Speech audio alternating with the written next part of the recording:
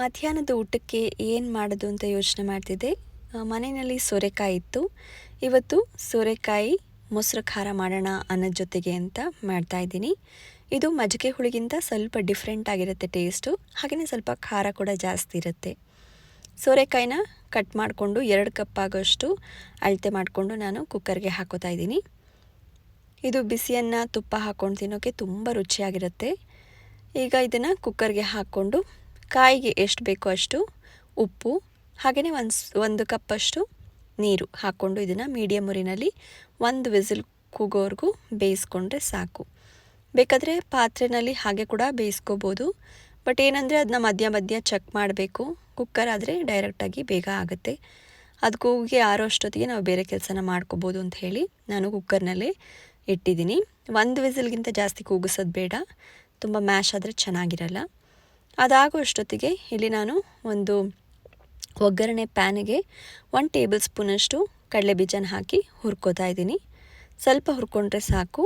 ಇದನ್ನು dry roast ಮಾಡಿ ಪಕ್ಕಕ್ಕೆ ಎತ್ತಿಟ್ಟಿದ್ದೀನಿ, ಇದು ಸ್ವಲ್ಪ ಆರಲಿ ಅಂತ.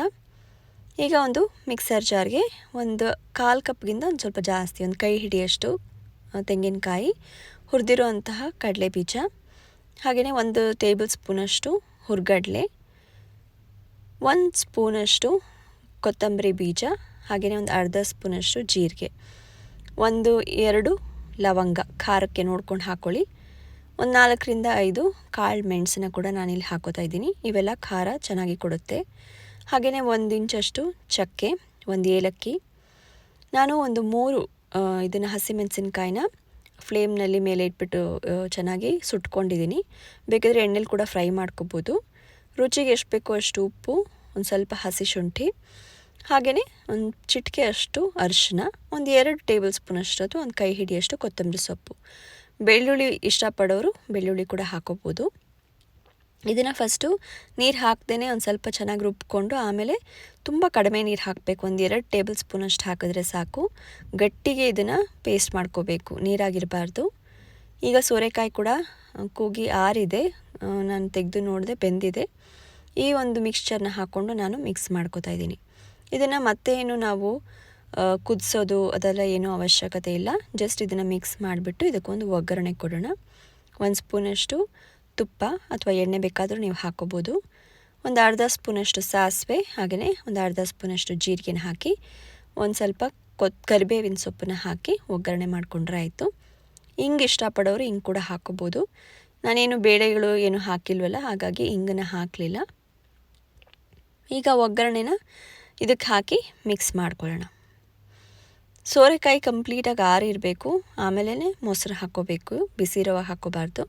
ಸೊ ಇದೆಲ್ಲ ಕಂಪ್ಲೀಟಾಗಿ ಆರಿದ್ಮೇಲೆ ನಾನು ಅರ್ಧ ಕಪ್ನಷ್ಟು ಮೊಸರನ್ನ ಹಾಕ್ಕೋತಾ ಇದ್ದೀನಿ. 1 ಕಪ್ ತನಕನೂ ಮೊಸರನ್ನ ಹಾಕ್ಕೋಬೋದು.